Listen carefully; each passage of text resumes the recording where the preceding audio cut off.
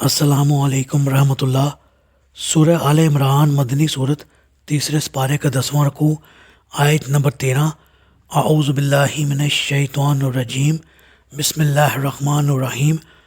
قد کان لکم آیۃ فی فئتین التقطا فئۃ تقاتل فی سبیل اللہ واخری کافرۃ یرونہم مثلیہم رأی العین واللہ یؤید بنصرہ من یشاء ان فی ذلک لعبرۃ لأولی الابصار۔ تمہارے لیے ان دو گروہوں میں نشان عبرت ہے جو بدر میں ایک دوسرے کے مقابلے پر اترے۔ ان میں سے ایک گروہ تو اللہ کی راہ میں لڑ رہا تھا اور دوسرا گروہ کافر تھا جو ظاہری آنکھوں سے مسلمانوں کو اپنے سے دو چند دیکھ رہا تھا، مگر اللہ تو اپنی مدد سے اس کی تائید کرتا ہے جس کی وہ چاہتا ہے۔ اس واقعہ میں بھی صاحب نظر لوگوں کے لیے سمان عبرت ہے۔ جی، اس آیت میں روئے سخن سب قسم کے کافروں سے ہے، اور اس میں اللہ تعالیٰ نے بدر کے میدان جنگ کا نقشہ پیش فرمایا ہے۔ مسلمان تعداد میں تہائی سے بھی کم تھے، 313، اور یہ بعینیہ وہی تعداد تھی جو طالوت کے لشکر کی تھی، جبکہ مشرکین مکہ کی تعداد 1000 تھی۔ میدان جنگ میں اللہ تعالیٰ نے قلیل ہونے کے باوجود اپنے تابع فرمانوں کو ہی فتح اور نصرت عطا فرمائی۔ میدان بدر میں رسول اللہ صلی اللہ علیہ وآلہ وسلم نے مسلمانوں کو کچھ اس انداز سے کھڑا کیا تھا کہ وہ کافروں کو اپنی اصل تعداد سے دگنے نظر آتے تھے، اور یہ آپ کی ایک جنگی تدبیر تھی۔ اگرچہ مسلمان تعداد، اسلحہ، جنگ اور سامان خوراک ہر لحاظ سے کافروں کے مقابلے میں کمزور تھے، تاہم اللہ تعالیٰ نے اپنی تائید سے مسلمانوں کی مدد کر کے شاندار فتح عطا فرمائی اور مسلمانوں کو سب کفار کے مقابل ایک جیتی جاگتی قوت بنا دیا۔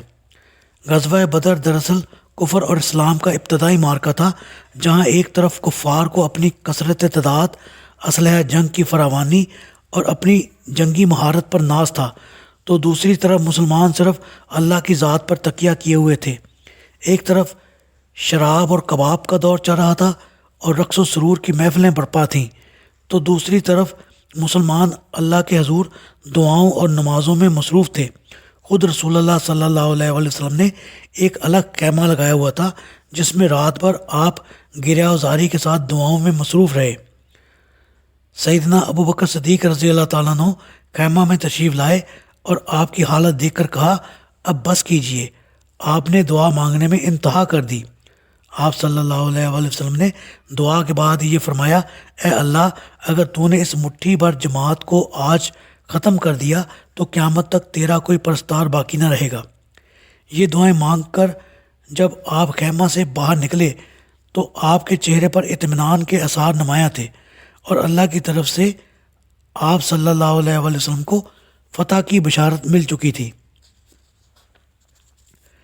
میدان بدر ایک ریگزار میدان تھا، مگر کافروں نے پہلے پہنچ کر ایک پکی زمین پر قبضہ جما لیا تھا، اور مسلمانوں کے پڑاؤ کے لیے سوائے ریتلے میدان کے کچھ نہ تھا۔ اب اللہ تعالیٰ کی تائید مسلمانوں کے یوں شامل حال ہوئی کہ ہوا چل پڑی جس کا رخ کفار کے لشکر کی طرف تھا۔ ریت اڑ اڑ کر ان کی زبو حالی کا باعث بن گئی، پھر اس کے بعد بارش ہو گئی تو کفار کے پڑاؤ میں پھسلن بن گئی اور مسلمانوں کے پاؤں پھسلنے کے بجائے جمنے لگے۔ تیسری تائید الہی یہ تھی کہ اللہ نے مسلمانوں کے دلوں میں سکون اور اطمینان نازل فرمایا اور پورے صبر و ثبات کے ساتھ کفار کے مقابلے میں جم گئے۔ اور چوتھی تائید یہ تھی کہ اللہ نے فرشتے بھیج کر مسلمانوں کو سہارا دیا۔ اس پے در پہ تائید الہی کی وجہ سے مسلمانوں کو فتح عظیم حاصل ہوئی اور کفر کی کمر ٹوٹ گئی۔ یہ بات یاد رکھنی چاہیے کہ اللہ کی تائید صرف اصحاب بدر کے لیے مخصوص نہ تھی، اس سے پہلے بھی اللہ نے اپنے بندوں کی ایسی ہی تائید فرمائی اور بعد میں بھی کی اور آئندہ بھی کرتا رہے گا۔ شرط صرف یہ ہے کہ مسلمان خالصتاً اللہ کے عبادت گزار اور صرف اسی پر بھروسہ رکھنے والے ہوں۔ اللہ تعالیٰ سے دعا ہے اللہ تعالیٰ ہمیں اپنا تابع فرمان بندہ بنائے اور ہمارا خاتمہ ایمان پر فرمائے، آمین۔